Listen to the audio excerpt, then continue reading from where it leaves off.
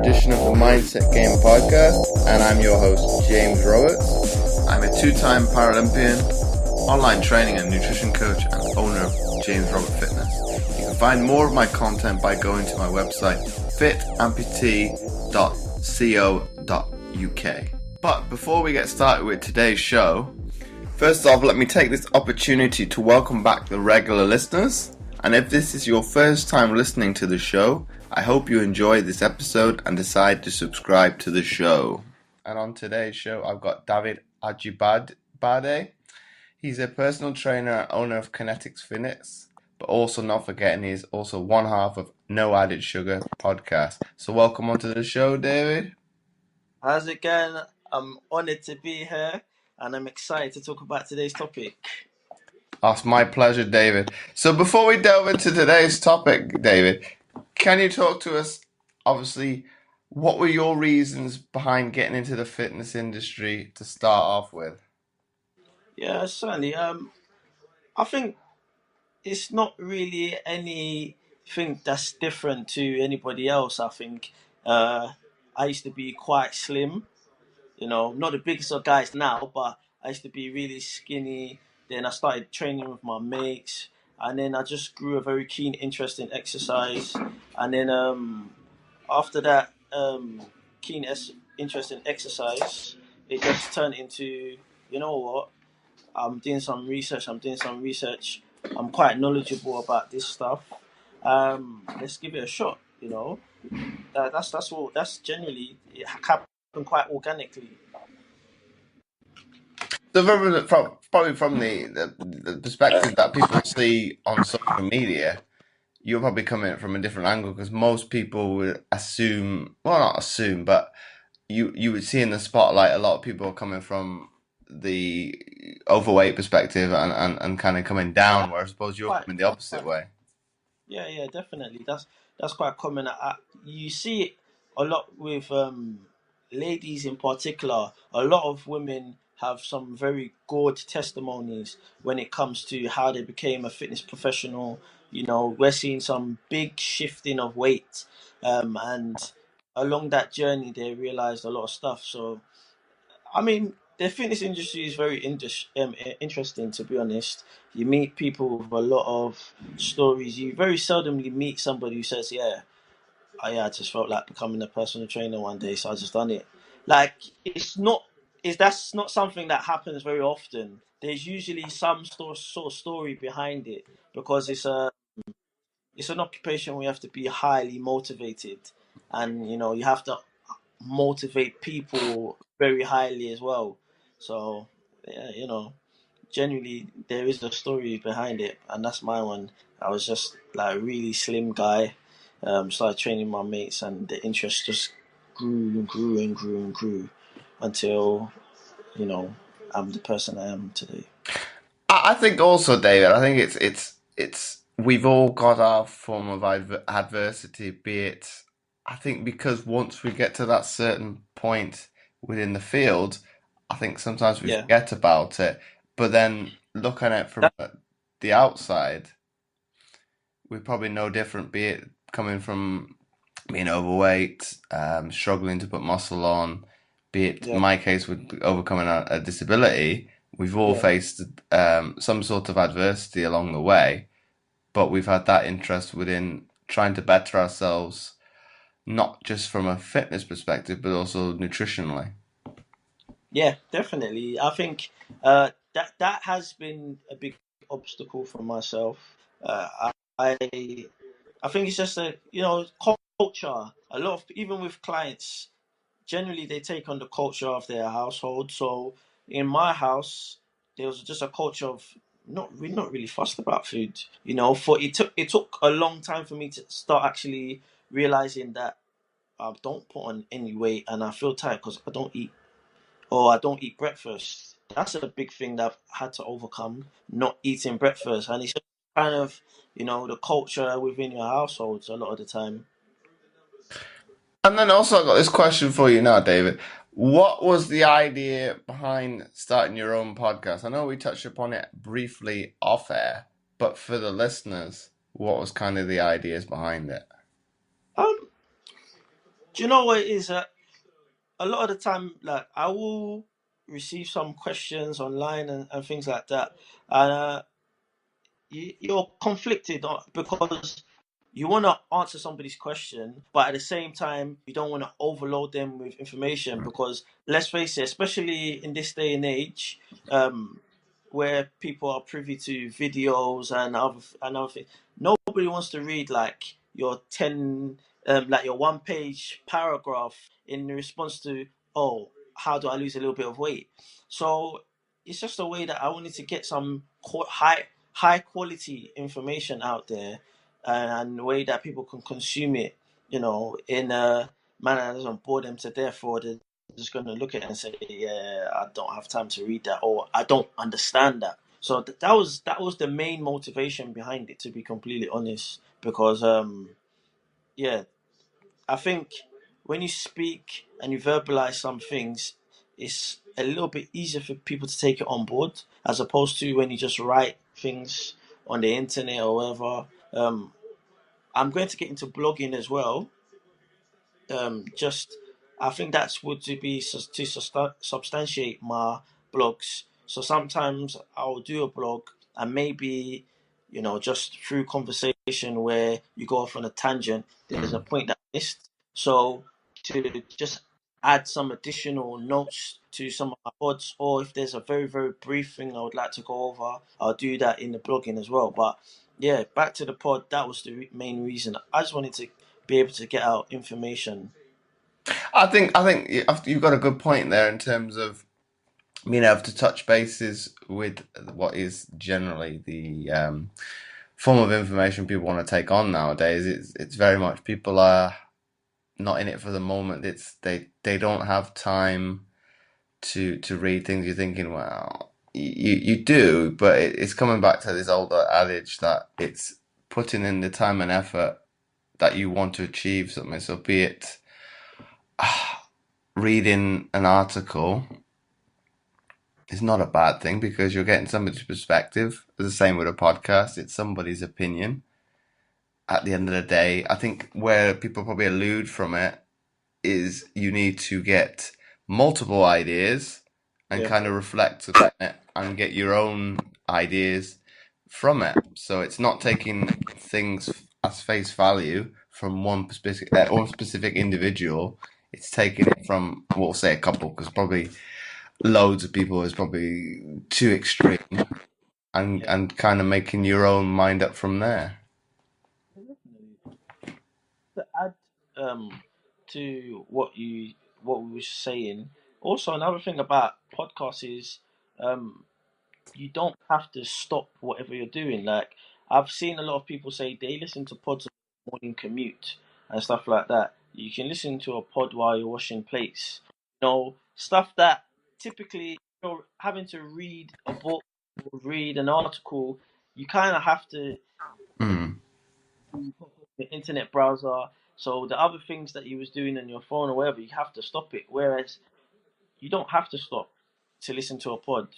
If it's on SoundCloud, it plays in the back. If it's on iTunes, it carries on playing in the background. So I think that's something that's really our advantage if you want to feed people information as well with the pod. Now coming on to our topic, David, of today's show. Why do you think, and this is probably a multiple prong question now, why do Yeah. people possibly now not overtrain, or kind of stagnate with their training? Okay, so to answer the first one, why don't they? Um, Essentially because they're not.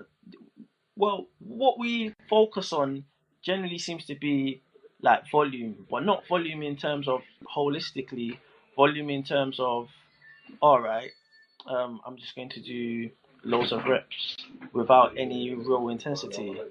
Like, and with that, there's only so far you can go. Like, if you're doing, I don't know, 10 sets of 10 at like 50% intensity, that's not really going to do much, and if what's in sight isn't progressive overload, then guess what? That's not going to do anything, to be honest. Um, and to answer the other question in terms of why some people like overtrain is because we've kind of, I don't know, trivialized that a little bit. We've colloquialized the term overtraining. So especially in the fitness industry, um, you know, there's a certain fitness uh, enthusiasts or whatever you would call them, and they talk about overtraining. I think maybe they're using the wrong terminology. All they mean is push yourself, but doing outrageous things, yeah, that are probably have absolutely no return at all has kind of been popularized in certain sectors of the industry. So that's another reason why people kind of burn out, if to use that word. You know, literally, they're just going to the gym and they're saying, unless you feel like your arm is going to drop off, then you shouldn't leave the gym. And we both know that that really make much, that doesn't really make much sense. So you've got that polar opposites. You've got people that they're going there to do fluff work, but loads of fluff work. So they're not really pushing themselves. Then you've got people that they're going to do work. They're being honest about their training, but they're being a busy idiot. Not they're not to say in an offensive way, but they it's not really a calculated approach. They're just saying, all right, you know what? Today I'm gonna train till I feel like I can't do anything anymore, and yeah, I'm gonna have like a 2 hour session where I'm the craziest pump ever. So that's that's the two extremes that we have, I think, to be honest. And just have to find a balance. But also, I feel like generally in fitness there needs to be more emphasis on progressive overload. And not progressive overload is not just adding weight. I mean, that's the primary way to progressively overload, but it could be just doing an extra 2 reps, in the set. Progressive overload could be adding another set. Do you understand what I'm saying? Um, Even cutting your rest period by like 20 seconds, you've progressively overload. Oh, do you understand? So there's loads of different techniques that we can do. I feel like sometimes either ridiculous about it in doing fluff work or just really manic about it. But do you think it comes down to, you could say from one perspective, knowledge, because Yeah, one set a group of individuals are being motivated by one perspective of the fitness industry, and then the other side of it is kind of being left behind because they are kind of overwhelmed by all the information. yeah, definitely. But just generally, there's a desire to get loads out of exercise without doing too much. There's that desire. Like if we look at hit, yeah, how popularized hit has been. Um, People will tell me that they've done hit, but they haven't done hit. So someone will be like, "Yeah, I done a 20 minutes of hit." Then I'm like, "Okay, what did you do?" I did a 2 minute sprint. Well, there you go. There you go. Well, um, you know, I don't know what a 2 minute sprint is. If you just sprinted for 2 minutes, your heart would explode. Do you understand? So, but it's a way to cut corners. Somebody will say, okay, I heard or I saw an article and it said hit is more effective, but they're not going to do the actual high intensity interval at high intensity. They're probably going to do it a little bit lower, but that satisfies their way of thinking as, yeah, I've done this. This is more efficient. It only took me 20 minutes.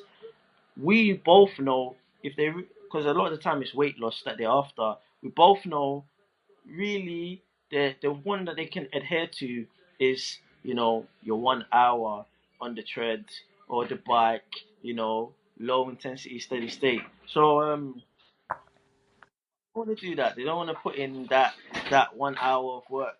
They'd rather do the the supposed hit for 20 minutes, which isn't really hit because they're barely breaking a sweat. So within it all, there is a desire to do as little as possible and get the most out from one party of people, which most of the time is general population. I think this is probably you would agree with this comment, David. Is I think to get the best out of HIIT, you either need a fitness professional there or Yep. do it as a group because you're gonna that pushes you gonna be able to on one hand rein it back in at times, which you see a lot within the industry, because the person thinks, "Oh, I'm not working hard enough," and you can kind of see they're starting to glaze over. It's like, no, no, no, rein it in. This is only the first time you're doing this type of workout. Or when you're working with a group environment on the other extreme, it's going to be more competitive, and you're going to get better results as a result. Definitely. Um, for me, I think it is as effective as studies show, but I don't think it's for general population. I don't think general population, like, we're not newbies anyway. And this is not me being like, you know, a fitness person who's looking down on people. It's just the physicality that it takes to work at such a high intensity and then have what would seem like no rest at all to them after they've exerted themselves so much. Not a lot of people can do that. Like I don't want to do it. You understand? Like, if someone said, "Oh yeah, let's go do a hit session," I'm like, oh, "All right." It's not something I'm gonna. Oh, the amount of people that are actually saying they're doing hit, if you scrutinize what they're doing a little bit, you'll find they're not doing it. So it's definitely something that you need a fitness professional or just even a friend. Somebody has to tell you, "Okay, cool, yeah, yeah, keep up this effort."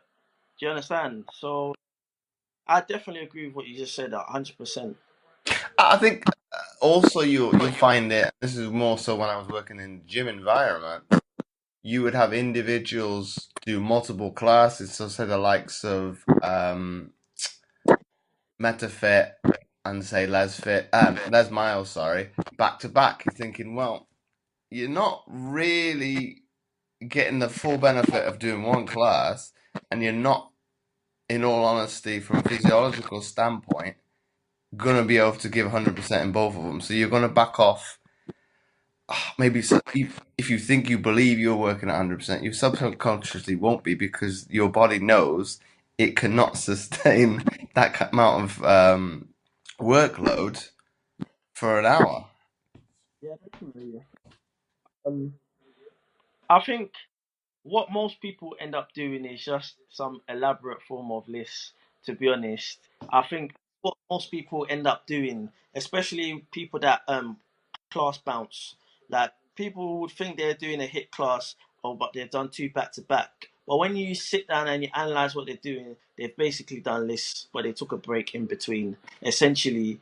So but yeah, with work ethic, it's a very touchy subject because nobody likes to be told they're not working hard enough, because people take it quite personally. It's something that people find very insulting. What do you mean? I'm giving it my all. I'm doing the most I can. So, but when you tell someone they're not working hard enough, it's not to belittle their efforts. It's just factual. We're talking about, you know, I'm measuring things from a point of intensity. So this intensity is like, let's say, 85% plus. So if you're doing 85% plus, then that effort is not going to last 2 minutes. Effort won't even last 1 minute. Do you understand what I'm saying? If I did you know, let's say I'm working at 90% on my squat, you wouldn't expect me to do 10 reps, would you? If I told you I'm doing 90% on my squat and I did 10 reps, well, you would have to question if I've just done 90% because I'm a meta human then or something. I don't. But I feel like we should stop using how we feel as a basis to measure what we're doing and we should use what we know we can do. So rather than yeah, I just done let's say I use the squats as an example. I just done 12 reps. It felt like hell. Okay, cool, but you can go up. And I'm not saying that because I'm just your typical personal trainer who thinks everybody can do everything until they die. I'm saying that because I just watched your set. It was nice and smooth. It was very fast as well. If you do things with pace, that's an indication that there's a lot of power. If something's very very slow, then we can say, okay, you found that hard, and even if you wanted to, you couldn't move it any harder. So yeah, it comes with a lack of knowledge, but I think there needs to be a different analysis in regards to training and how much effort we're putting in and work ethic. It shouldn't be largely based on how we feel. So you would come from this conclusion then that maybe the fitness industry needs to be kind of flipped on its head from one perspective, and maybe look at tailoring training for individuals from a sporting perspective, and be like periodization and all that comes with it. I wouldn't even say sporting per se. What I'd say more performance perspective. Yeah, but 100% people need periodization. I don't understand why complicated, and it probably involves them putting their money where their mouth is, or doing some research and not just, um, going, okay, that person looks fit. They've put out a plan that is literally just one session and has no instruction on how I progress or anything, but I'm just going to follow it anyway, you know. Um, but yeah, definitely it should be performance based. That's why I've often had loads of arguments with the gym guys because their thing is not performance based. Their thing is I'm working to get a pump. Do you understand what like I'm working to get a pump and blah blah blah. You could mention to someone, okay, but you've been doing this same amount of work for like the last month or so. If you want to progress in terms of aesthetics, then there will need to be some sort of spike in volume. Some people don't understand that concept, because they're not thinking about things from a performance aspect. Yeah, so when I first started personal training, I think one thing that I was doing that was wrong was assumption. I was assuming that people knew things, but a lot of people don't do that. Even some people that will call themselves fitness enthusiasts, they don't know that they should be judging themselves primarily performance. Well, I think I probably have gone in that route because I'm coming from a sporting background, so it's been, you could say per se that knowledge is being passed on because I've seen it and done it. I've seen that I can see the results happen. So I've been more a case of, well, yes, you're going to tweak it somewhat to be it for the personal's goals, but at the end of the day, it's there for a purpose. The type of training that you're doing throughout a block, it's there to get the best results. Definitely. Um, like I said, I think personally everybody should.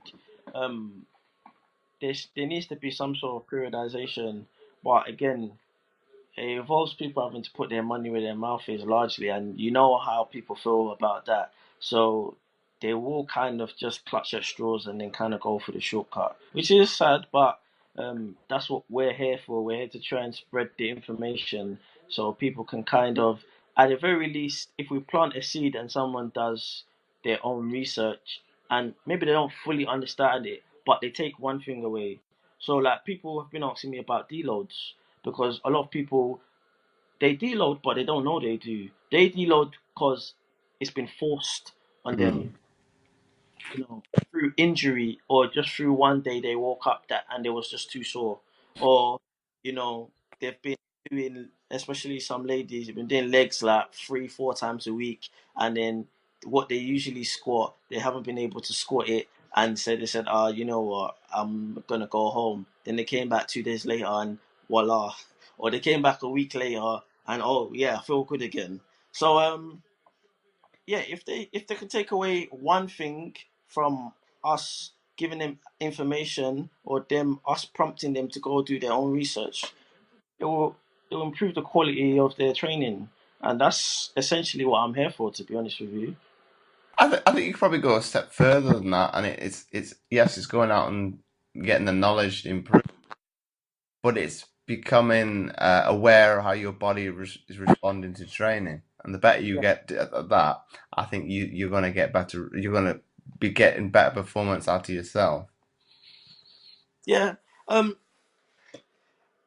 But with I think another problem is why people are driven to exercise. So if you're driven to exercise purely because you want to be the sexiest person on your road or something like that, you might not think about performance at all. You might think, I don't care about all of that. I don't want to be strong. I just want to be sexy.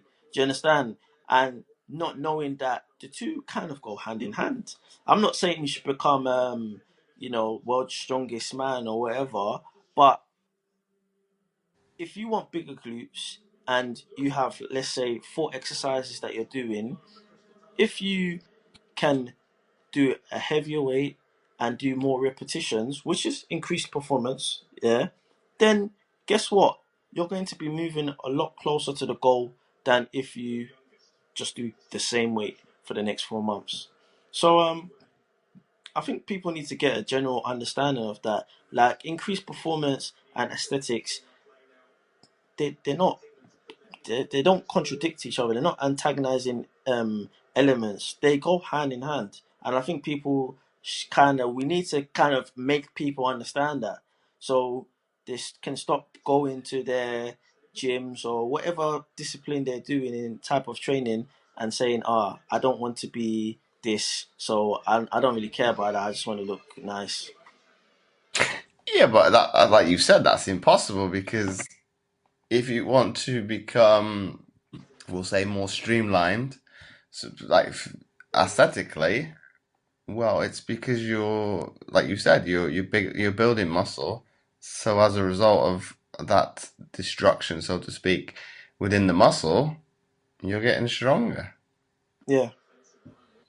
Yeah, but what I'm talking about is the emphasis. Like a lot of the time people don't place an emphasis Mm. on it. So, you know, as long as they feel their normal pump, they're fine. And then maybe somewhere along the line, when this is not giving me a pump, they might either slap on a little bit of weight or do another exercise. Like if you go to, them gyms, them bodybuilding gyms, you see quite a lot of that. Or you just watch people that have just started training, you'll see quite a lot of that as well.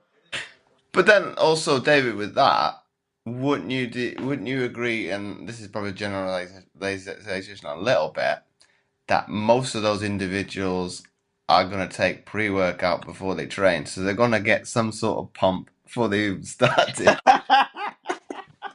um, you know what? That's a fair point. To be honest with you, that's a fair point. Yeah, that yeah, that I look that pre-workout stuff. I don't know about it. I mean, I tried it once. I got underneath the bench to do some bench press, and yeah, I couldn't. My whole body was tingling, and it just felt like I was gonna die. And then I said, "Yeah, this is not for me." But it's very popular.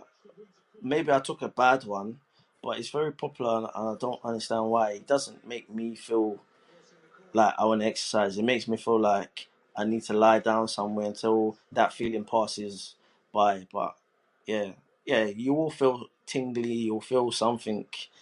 I don't know what positive thing they will feel, but yeah, you'll feel something. Well, you hear these stories of it. It helps them to get motivation. You're thinking, well, is it really? Because one thing it's doing is elevating your blood pressure. That's for sure. Yeah, I think maybe I don't know. Me personally, when I'm training, it gives me like there is some adrenaline because I'm focused in my training. I'm thinking, okay, this is what I'm gonna do. So maybe they're missing that when they're training, and pre-workout gives that to them. But as for me, and you know, people that I've spoken to that are also fitness professionals, it's a big no. You know, it doesn't sit well with me personally. It doesn't really work for me. But if it gives them some sort of placebo effect, and they push another extra 5-10 kg in the gym, and it's not harming their physical health in the long run, then go for it, I guess. But you raise a good point there in terms of it being a placebo. It's in most cases it'll be the ingredients that will contain caffeine and then obviously Yeah, things yeah. you cannot pronounce. So in essence, you could have a cappuccino before a training session and possibly get the same outcome. Yeah, even some people get like caffeine supplementation and they take it as a pre-workout. Um, but that comes with information, I guess, and knowledge. Like I know this, so it will never do anything special for me. You understand? So it's just like even some people have the same faith in whey protein. You know, like I used to train with a guy, and over the weekend, if he didn't have his whey protein, um, our bench session, he wouldn't perform. He'd be like, I didn't have my protein over the weekend. You know what? Oh man, I feel sucked. I don't feel like I'm gonna be strong. And lo and behold, when we start training, his performance dips by like 3 reps on our top set. So yeah, there's lots of things that people attach a lot of value to in regards to helping their training and they're just placebos. But if you have the knowledge, then I guess it won't really affect you like that. But then coming back to your friend there, I think you raised a good point. He's, in all honesty, that's probably impossible because he probably has some form of protein in his diet during that weekend Of course. from a natural perspective. I think from a knowledge base, a lot of people are kind of flummoxed when you say, well, whey protein is well, you could do it naturally, just leave your milk to go off and you could just scoop it up the top. Okay, it's probably uh, Send you a to the top. disgusting way of going about it, but that's in essence, that's what it is. It's a powdered form. So I think going back to that point, he would have had protein, but I think it's an element of subconsciously he's got an onset of doubt because he doesn't believe, and this is just me generalizing now, deep down that he's able to perform that weight. But then if you look on it from our perspective, he's had the protein, he's just not drank it. Yeah, yeah, essentially,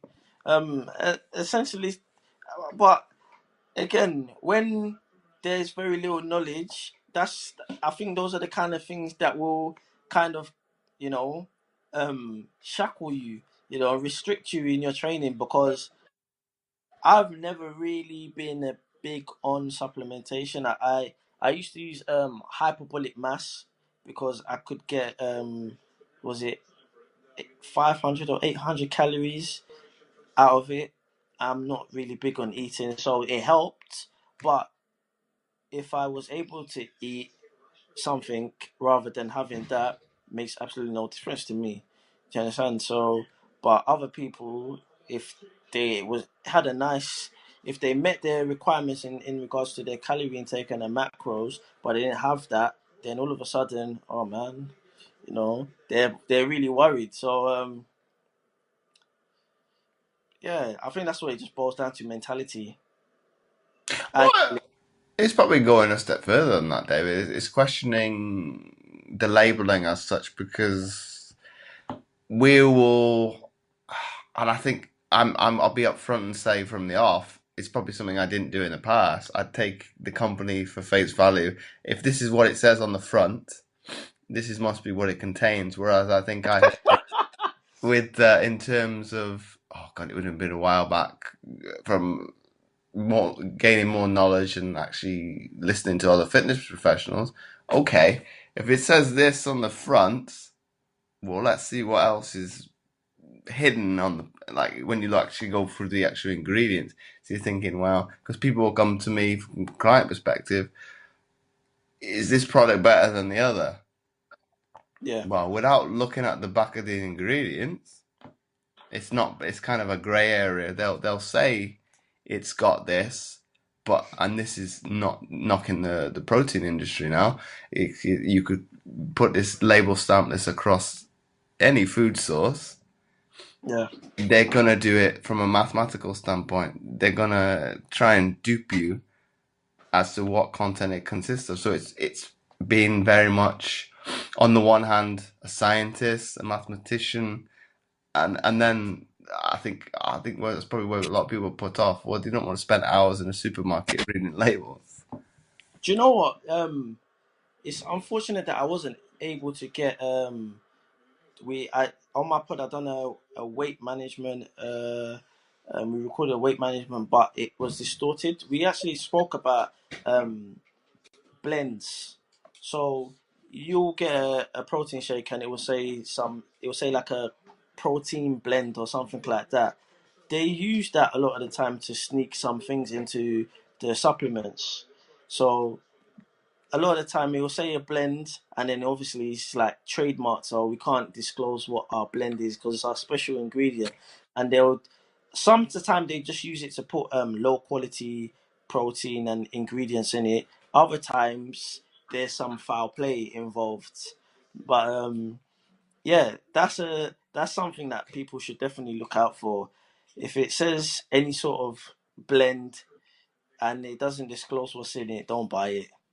Well, the It's other on the other one, David, is probably the sugar content.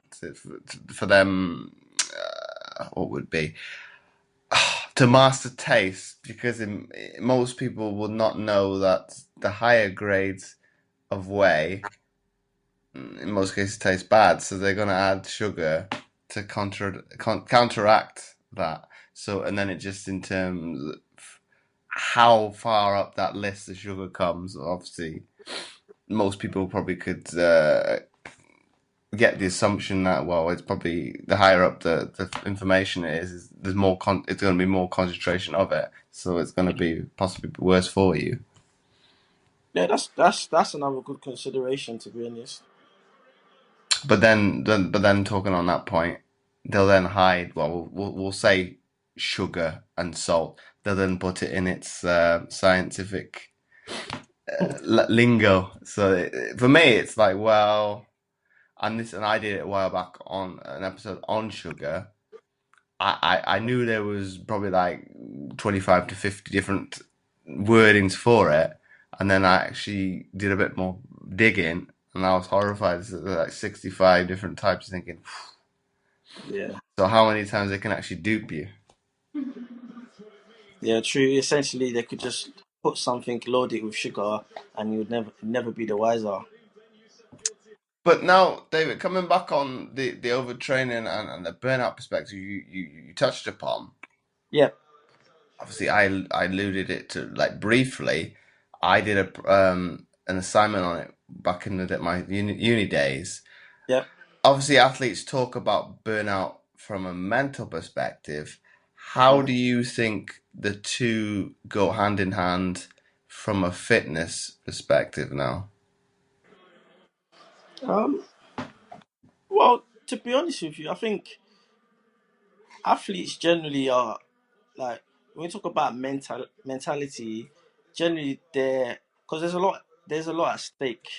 You know, there's a lot more incentive than your general person in the public. So for them to get burnt out mentally, it means that they was really pushing the boat out. To be honest, but in terms of you know, like a physiological perspective, I think if you train hard, there are going to be periods of time where you will get tired, and like we said before, comes the deload.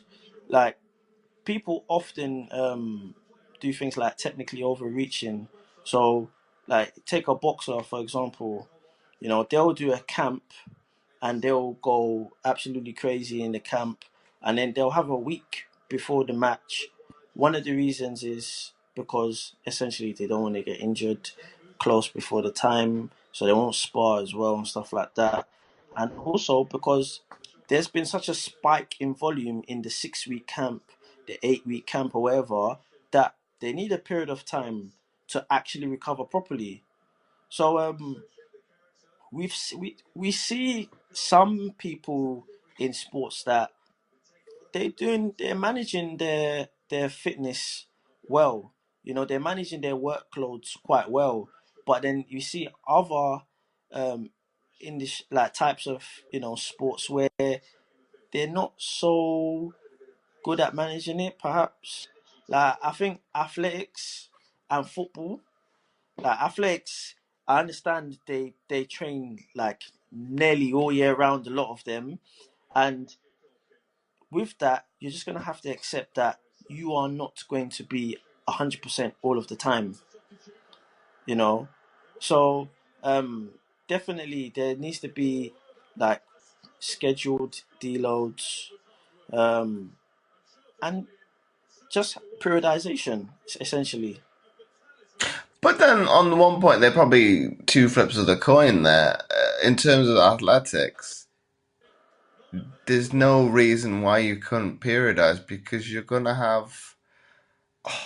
Okay, this the argument you could say at the elite level it's a little bit easier to do because you're gonna have those set in stone throughout the season. Maybe less so for an amateur athlete, but if you've kind of got competitions in mind, maybe from more so the clubs themselves, you could then periodize from that because you've got different time frames for when you want to peak at events. So there's like we touched upon, it's a performance perspective now. There's no reason to underachieve. There obviously it's gonna happen because you can't. Uh, Yeah, what's the word I'm looking for? But you can't predict you're going to get injured. So there's going to be times that you're going to miss certain aspects of that training block. So, but then from the football perspective now, they kind of could put a deload emphasis on it because they've got massive squads to work from. So you can, okay, there's different facets with be it what level you're at, be it even in if we talk the upper echelons of say the Premier League, what the top four are going to do as opposed to the ones in relegation, from a kind of emphasis on how they're going to prepare their season, are totally different. well, what you will find is there's huge variety, like especially with something like football, because like you'll have different styles of play, you have different fitness coaches, you have some clubs that don't really have fitness coaches like that. So there's a lot of variety, and I think maybe now we're going in the right direction, but like as it's been before, perhaps not, because like for example, preseason. Some people will go to preseason and literally the manager says, "Yeah, just run till it hurts," basically stuff like that.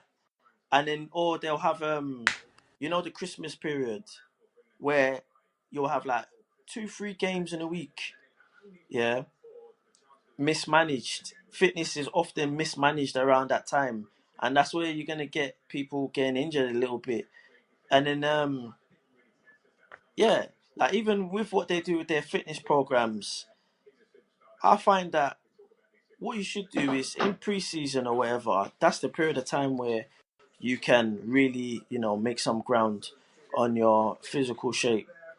And then once the season starts, you should, whatever level you're at, you should kind of leave it there, or just balance it out and just, manage your fitness during the season.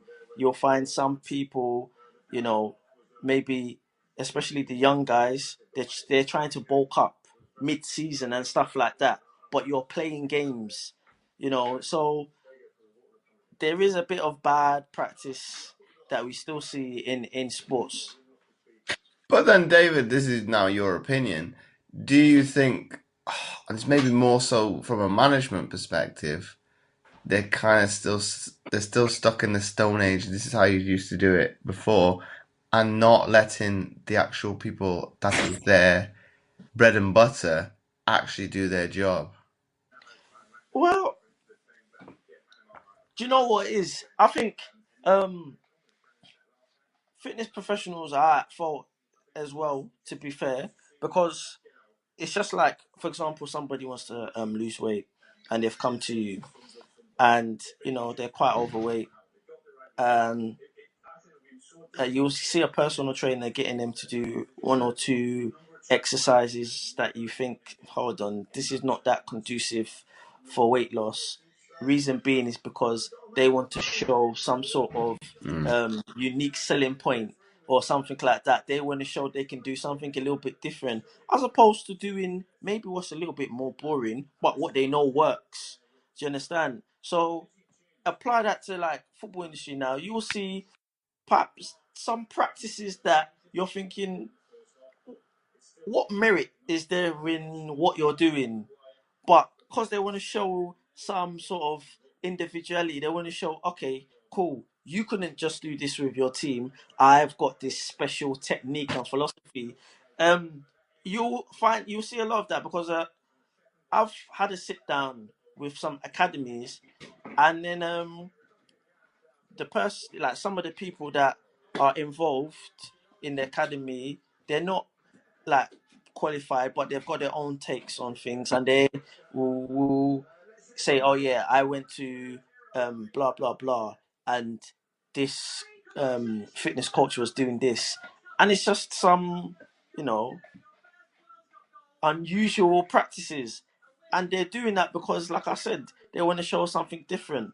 Whereas you can just do what you know works, that everybody knows, that is not particularly exciting or spectacular, but what's at stake is people performing at a high level. So do you understand? That's why I say the fitness professionals are at fault sometimes, because instead of you going there being brave in your conviction of and your expertise and doing what you know works, you've gone in there and you've gone to show some pizzazz because you want to make sure that they call you back, instead of doing the normal thing, which might be a bit simple and straightforward and plain, and then but you're worried that they'll either say, "Ah, no, this doesn't look spectacular enough.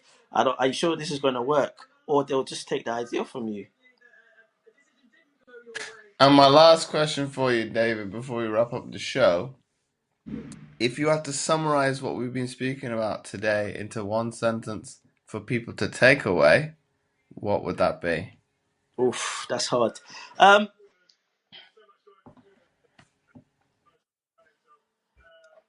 do you know what? What I would say, I don't know if it summarizes everything we've been talking about, but what I would say is, it's um, yeah, it's not going to happen now. It's not going to happen overnight, but pursue it in a diligent way, yeah, and just make sure that, like, okay, for example, I'll put it like this: there's no point killing yourself every day in the gym, the swimming pool, wherever you're going. There's no point bringing yourself to near death or trying to vomit or whatever, yeah, in the gym every day to crash the following week, and then you know having to enforce a break when you could have scaled it back just a little bit. You can go hard, but scale it back just a little bit and be able to do that for the next 3-4 weeks, and then schedule in, you know, a deload of some sort. So let's go in there. Let's give a lot of what we have, but not everything entirely, because we're not we're not going to the Olympics. I'm not in a Champions League final. Do you understand? I'm not training to squat the new world record of, what is it, 480 or something like that. I'm going for my physical health. I want to push myself, but I want there to be longevity, and with that just comes, you know, just a little bit of wits about you. That's what I would say, to be fair. So once again, David, thanks for coming on the Mindset Game podcast. It's been lovely being on here. And before I forget, I would really appreciate it if you would be so kind as to leave a short written review, as it helps to get the podcast more notoriety and it would be more visible in future to others, and thus helping more people, which my guests and I are all about. Once again, thanks for listening, and I'll catch you next time for another episode of the Mindset Game podcast.